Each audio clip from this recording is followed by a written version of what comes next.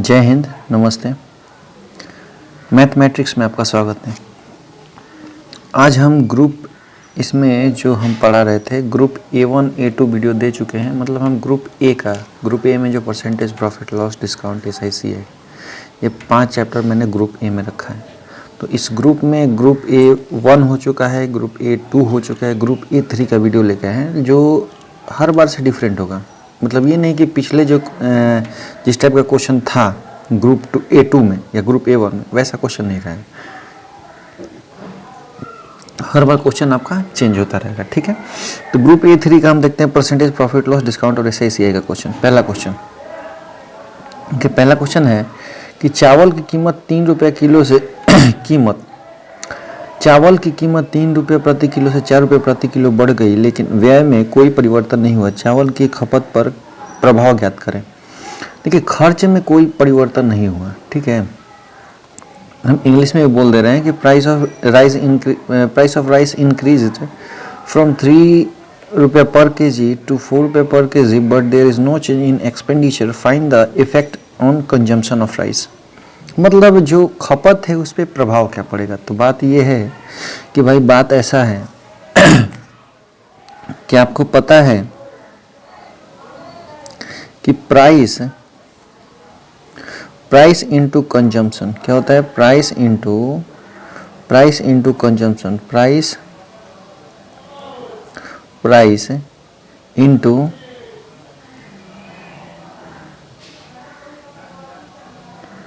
Consumption होता है आपका। प्राइस इनटू कंजम्पशन क्या होता है भाई? एक्सपेंडिचर।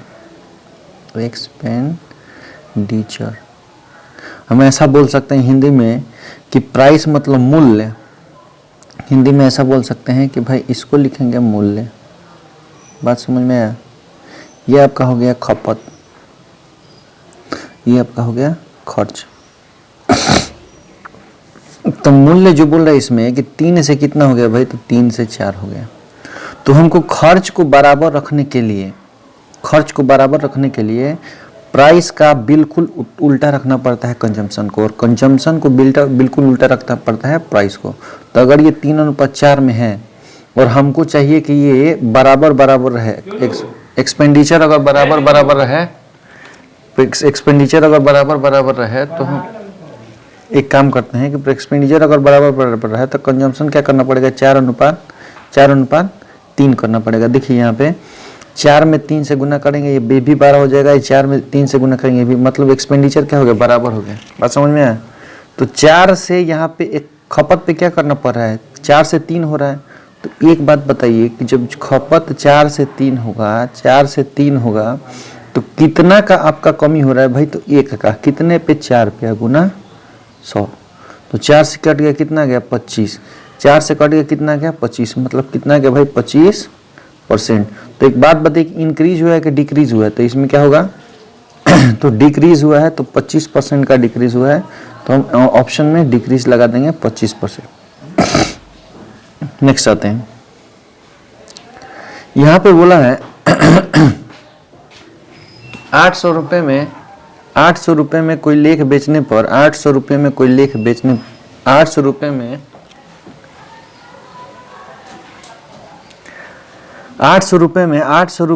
2 लेख बेचकर एक व्यक्ति 5 लेखों की लागत मूल्य का लाभ कमाता है। देखिए, जब भी लागत मूल्य बोलेगा, जैसे कहने का मतलब कि हम जब भी क्वेश्चन सॉल्व करते हैं इस टाइप का, तो भाई लाभ कहाँ रहता है? ऊपर, और नीचे या तो विक्रय मूल्य होगा या तो क्रय मूल्य होगा। बात समझ में आ रहा है? अगर ये बोलता है कि विक्रय मूल्य पर लाभ कमाता है, विक्रय मूल्य पर, लागत मूल्य पर लाभ कमाता है, लागत मूल्य पर, तो इसका मतलब नीचे वाला क्या होगा भाई? हमारा नीचे वाला क्या होगा? हमारा CP होगा। नीचे वाला ये भाई क्या है? CP है।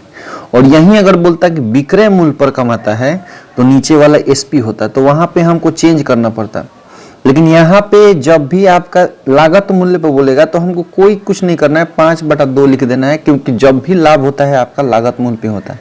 अगर विक्रय मूल्य पर करता तो हमको CP निकालना पड़ता, उसके बाद सॉल्व करना पड़ता, क्योंकि लाभ यहाँ नहीं किस पे होता है? CP पे ही। तो 5/2, क्योंकि लागत मूल्य पे लाभ कमा रहा है और 2 सामान बेचकर, तो 5 का लाभ कमा रहा है कितने पे भाई? बेच के? तो 2 पे। और यही लागत मूल्य का लाभ कमा रहा है, इसका मतलब ये 2 क्या होगा, इसका सीपी हो गया, और गुना 100, और गुना 100, 2 से कट जाएगा 100 कितनी बार में भाई, 50 बार में, ये कितना हो गया 250%। जब क्वेश्चन में बोलेगा विक्रय मूल्य पर लाभ कमाता है तो नीचे का जो भाग होगा वो विक्रय मूल्य होगा, फिर विक्रय मूल्य होगा, ऊपर वाला जो लाभ या हानि होगा उससे हमको सीपी निकालना पड़ेगा, तब सॉल्व करना पड़ेगा। बात समझ में आया? तो कितना इसका आंसर होगा, इसका आंसर कितना हो जाएगा भाई, तो इसका आंसर हो जाएगा 250%। तो ऑप्शन में है 250%, बिल्कुल है, बिल्कुल है।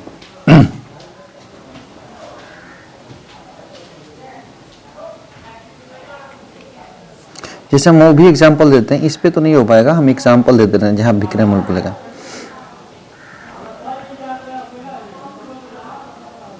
जैसे क्वेश्चन बोल दे, कोई व्यक्ति 10 वस्तु बेचकर 2 वस्तु के विक्रय मूल्य पर लाभ कमाता है, विक्रय मूल्य पर लाभ कमाता है, अगर ऐसा क्वेश्चन बोल दे, ध्यान से सुनिएगा, बात ध्यान से सुनिएगा। बोले कि एक व्यक्ति 10 वस्तु बेचकर 2 वस्तु का विक्रय मूल्य पर लाभ कमाता है, इसका मतलब नीचे वाला भाई क्या है, विक्रय मूल्य। तो एक बात बताइए कि अगर एसपी आपका 10 है, एसपी आपका 10 है और 2 का भाई लाभ हुआ है, प्रॉफिट कितना का है, 2 का लाभ हुआ है, तो इसका मतलब सीपी मेरा कितना था भाई, सीपी कितना होगा 8।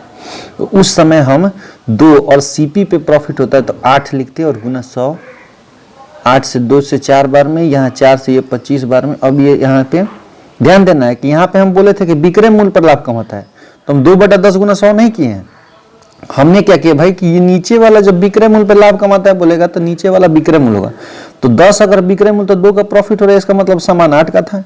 तो कभी भी हमको प्रॉफिट या लॉस किस पे होता है भाई, सीपी पे। तो इसी वजह से 2 लाभ हुआ है कितने पे भाई, सीपी पे, और गुना 100 25%।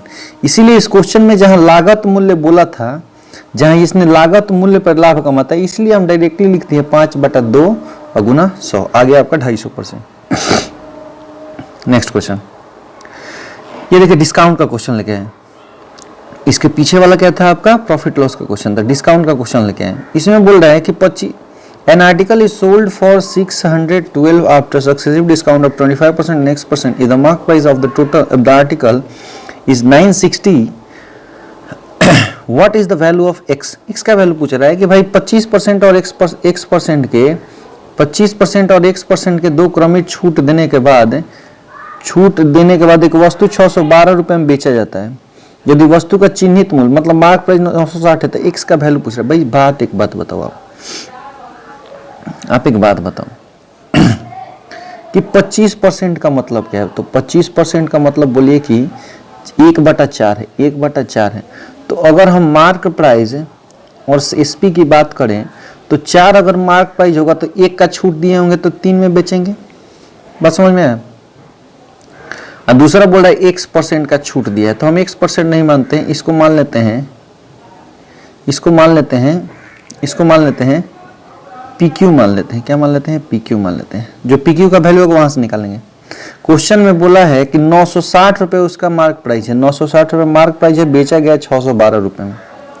तो एक बात बताओ कि 960 का माल जो मार्क प्राइस था 612 में बेचा गया है।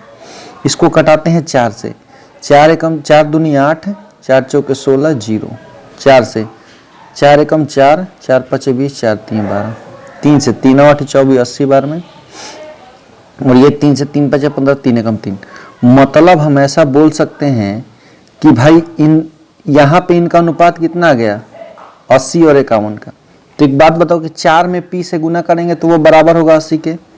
तो लिख देते हैं कि 4P बटा में 3 में Q से गुना करेंगे तो वो हो जाएगा 51 के, 3Q बराबर 4P का गुना कितना था भाई 80 के बराबर, ये कितना का 51 के। 4 से कट गया 20 बार में, ये 3 से कट गया 17 बार में।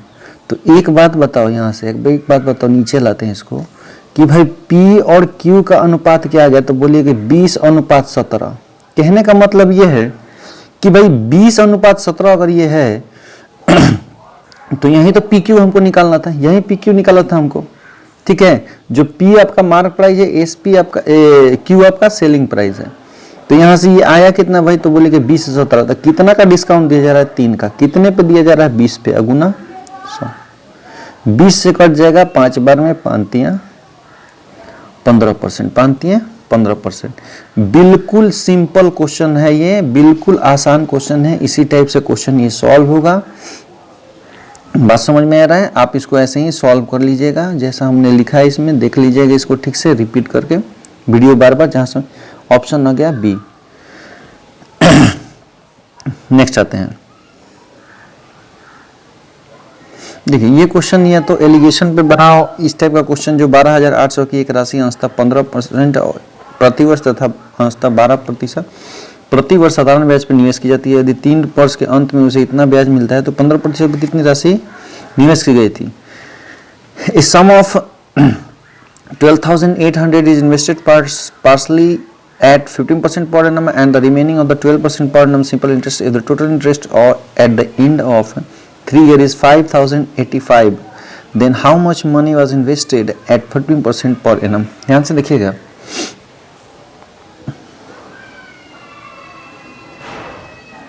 भाई 12,800 रुपया,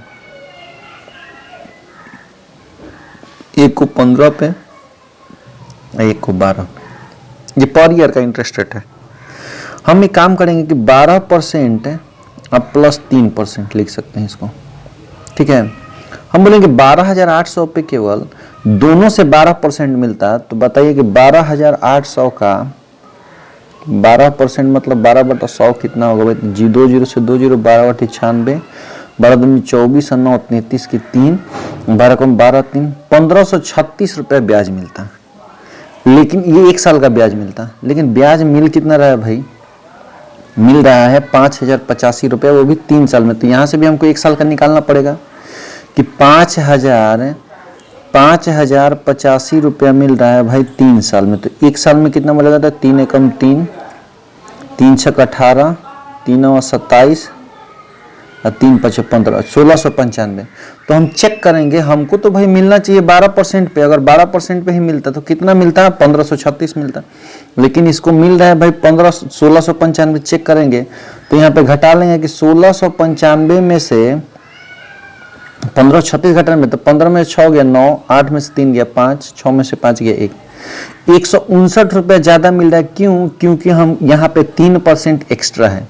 तो मैं ऐसा बात बोलेंगे कि 3% का ही वैल्यू 159 रुपया है, तो 100 का वैल्यू कितना मिलेगा इस वाले सेक्शन का, ठीक है। तो 3 से कट गया, 3 5 15, 3 के 9, तो कितना मिलेगा इसमें। तो यही तो क्वेश्चन पूछा है कि 5300 मिल गया यहाँ पे इस वाले से। इसका 3% अगर बराबर है 159 के, तो इसका 100% कितना होगा, तो 5300। तो अगर 12% पे पूछता तो एक 12,800 में से 5300 घटा लेते, इसका आ जाता। 12,800 में इसको घटा लेते, इसका आ जाता। कितना आ जाएगा ये, 0 0, 8 में से 3 गया 5, 12 में से 5 गया 7, 7500 रुपये ये हो जाता। तो क्वेश्चन में पूछा है कि 15% वाले पे कितना निवेश किया गया था, तो 15% वाले पे भाई निवेश किया गया था, हम इसको छोटा कर दे रहे हैं, आप इसको देख लीजिएगा, ठीक है। 15% वाले पे कितना मिला था भाई, तो 15% वाले पे मिला था 5300, ठीक है। तो ऐसे क्वेश्चन को हम सॉल्व करेंगे, बस समझ में है। हम इसको एलिगेशन पे भी सॉल्व कर सकते हैं, एलिगेशन पे भी सॉल्व कर सकते हैं, बस समझ में आया। ये गलती हो गई,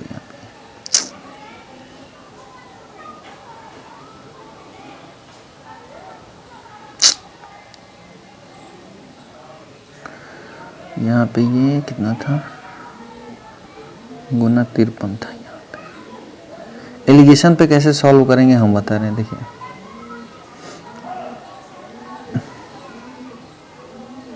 भाई एक कितने का था भाई, एक 15% पे, दूसरे कितने पे था 12%। तो हम ओवरऑल देखेंगे दोनों कितना है। तो आप एक बात बताओ कि दोनों तो ब्याज दर कितने का है, 1 साल का है।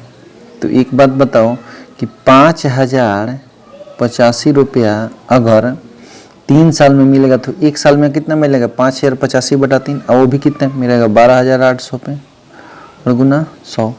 तो 1 साल का ब्याज दर भाई कितना होगा ओवरऑल, तो 3 से कट गया, 3 एकम 3, 3 से 18 3 और 27 3 5 15 बस 1695 बटा 128 ये आपका परसेंटेज होगा। तो यहाँ पे रख लेते हैं कि भाई 1695 बटा में 128। अगर सबको बराबर करना है तो 128 में यहाँ भी गुना कर दीजिए, 128 में यहाँ भी गुना कर दीजिए, 128 में यहाँ भी गुना कर दीजिए। तो 128 से 128 खत्म। अब चेक कर लेते हैं आगे क्या होगा। आगे भाई ये होगा कि 15 में 128 से गुना करेंगे, 28 29 42 की 2 15 कम 15 4 1920 हो जाएगा। इसका ये हो जाएगा 12 8 96 12 3 24 9 33 12 कम 12 3 1536। ये कितने हैं 1695। बात समझ में आया। तो यहाँ से काम करेंगे, अब घटा लेंगे। तो 1920 में से अगर इसको घटा दे तो 10 में से 5 गया 5, 11 में से 9 गया 2, 11 में से 9 गया 8 में 6 गया 2, 225। इधर कितना होगा भाई 1695 में इसको घटाएंगे तो ये कितना हो जाएगा 15 में से 6 गया 9, 8 में 3 गया 5, 159। ये दोनों 3 से कटेगा, 3 5 15 3 के 9, 3 7 21 3 5 15 और कटेगा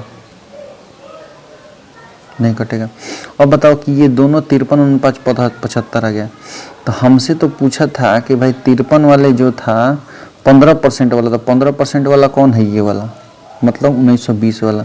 और इसका रेशियो कितना है भाई 53 का। तो हम दोनों को जोड़ देंगे तो 3 पर और 75 कितना होगा 5 3 8 7 5 12 128। इसी का वैल्यू क्वेश्चन में दिया हुआ है 12,800 ओवरऑल। तो हमको कितने का निकालना है 15% वाला कितना है 53, तो 128 से चल जाएगा 100 बार में। तो इसका आ गया कितना भाई, इसका आ गया मतलब एक का वैल्यू 100 आ गया। तो यहाँ से हो जाएगा ये 5300 15% वाला, और ये यहाँ से आ जाएगा 7500। ये आपका एलिगेशन पे हो जाएगा सॉल्यूशन इसका। बस समझ में आ रहा, वही आंसर आएगा, आंसर कोई चेंज नहीं होगा। ठीक है, आते हैं नेक्स्ट क्वेश्चन। हाँ ये क्वेश्चन आ गया आपका एक्स। ये आपका क्वेश्चन मैंने लिया है भाई, मैंने वो क्वेश्चन यहाँ से लिया है जहाँ पे बच्चों को थोड़ा दिक्कत होता है,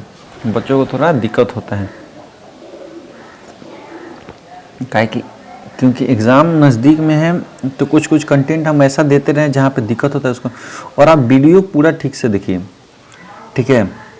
अब ये नहीं कि हमको इस टाइप का चाहिए तो हमको ये चाहिए तो हमको चाहिए। आपको जो क्वेश्चन का कंटेंट दिया जाएगा वो बहुत ही अच्छा कंटेंट होगा जो एग्ज़ाम पे, जहाँ पे मतलब बहुत सारे बच्चों से क्वेश्चन वो एग्ज़ाम में सॉल्व नहीं होता है। तो आप तरीका देखिए, उसी आधार पे क्वेश्चन को सॉल्व कीजिए, एग्ज़ाम में जल्दी हो जाएगा। ठीक है, यहाँ पे लिखा है एक सम of x was borrowed and paid back in 2 equal yearly installments, each of 35,280. If the rate of interest was 5% compounded annually, then the value of x is।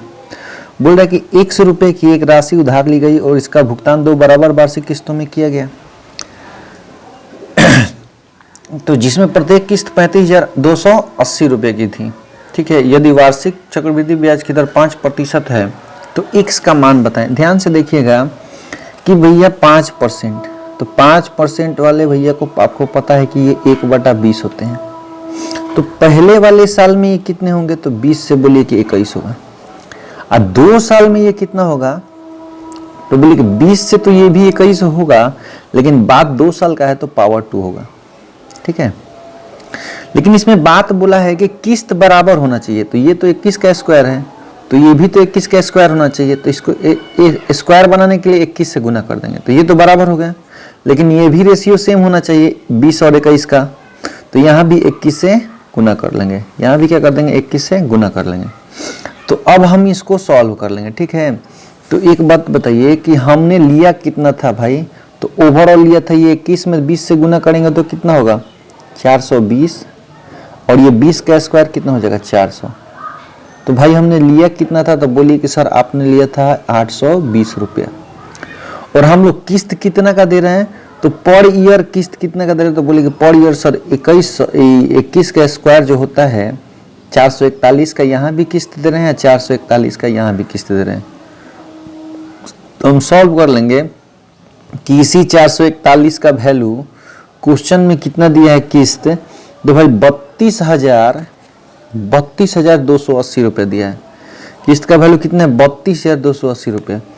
तो 32,280 रुपये दिया है, तो हमको कितना निकालना है, जो हमने कॉस्ट लिया था, जो हमने ऋण लिया था, जो हमने उधार ली थी, वो बात पूछ रहा है। तो हम निकाल लेंगे 820 का वैल्यू कितना होगा, तो 441 से देखिए ये कट जाएगा 8 बार में, क्योंकि यूनिट डिजिट यहाँ पे 8 दिख रहा है और यहाँ 1 दिख रहा है। तो आप कटाइए 441 में अगर 8 से गुना कर देंगे तो 8 एकम 8, 8 चौके 32, 8 एकम 32, 3 35। तो देखिए ये 80 बार में ये कट जाएगा। और 80 में 820 से गुना कर लेंगे तो 80 गुना 820, 80 गुना 820 कितना हो जाएगा, तो 2 जीरो है तो 2 जीरो तो आ जाएगा, 8 दूनी 16, 8 64 है 65। 65,600 रुपये का हमने उधार लिया था, जहाँ पे हमने 32,280 रुपये का 2 किस्त दिया। तो 65,600 यहाँ है ना, हाँ 65,600 ये आंसर होगा। 32,280 का हमने मतलब EMI दिया हमने 2 वर्षों में, मतलब हर साल हमने 35,280 रुपये दिया, लेकिन वो हमने उधार कितना का लिया था भाई, तो वो 65,600 रुपये का था और रेट ऑफ इंटरेस्ट कितना था 5% का था। तो ये आपका क्वेश्चन का सॉल्यूशन था इस क्वेश्चन का, ठीक है। आप लोग इसको भी देख लीजिएगा अच्छे से। हम जितना भी ये वीडियो डाल रहे हैं ग्रुप वाला, जितना भी एडवांस का भी वीडियो आएगा, जिसमें ग्रुप ए में अलजेब्रा पढ़ेंगे, ग्रुप बी में हम लोग पढ़ेंगे ट्रिगोनोमेट्री और हाइट डिस्टेंस, ग्रुप सी में पढ़ेंगे ज्योमेट्री और मेंसुरेशन, और ग्रुप डी में पढ़ेंगे कोऑर्डिनेट ज्योमेट्री। उसमें 4 ग्रुप बस होगा। और इसमें लगभग आपका अर्थमेटिक में 5 ग्रुप होगा, जिसमें हम ग्रुप बी का जब स्टार्ट करेंगे तो उसमें रेशियो, प्रोपोर्शन, मिक्सचर और लिगेशन, ये 4 चैप्टर आएगा। ग्रुप सी वाले में हम स्टार्ट करेंगे तो ग्रुप सी वाले में टाइम, स्पीड, डिस्टेंस आएगा, रेस का क्वेश्चन आएगा, ट्रेन का और बोट एंड स्ट्रीम, ठीक है। और ग्रुप डी में आपका आएगा time and work, work and wages, ये सब क्वेश्चन आएगा आपका, ठीक है, पाइप एंड सिस्टम्स का। और एक और ग्रुप आएगा जिसमें आपका हम नंबर सिस्टम लेके आएंगे, ठीक है। बाकी डीआई हम अलग से बता देंगे, मतलब अलग, मतलब लास्ट ग्रुप में डीआई का क्वेश्चन करा देंगे, ठीक है। बात समझ में आ रहा है। तो आप लोग जो ये ग्रुप का क्वेश्चन हम डाल रहे हैं इसको ध्यान से देखिए, पढ़िए, मतलब ठीक से देखिए। अलग अलग क्वेश्चन आएंगे हर एक ग्रुप में, एक जैसा क्वेश्चन नहीं आएगा, ठीक है। Thank you. चलिए फिर मिलते हैं नेक्स्ट वीडियो में।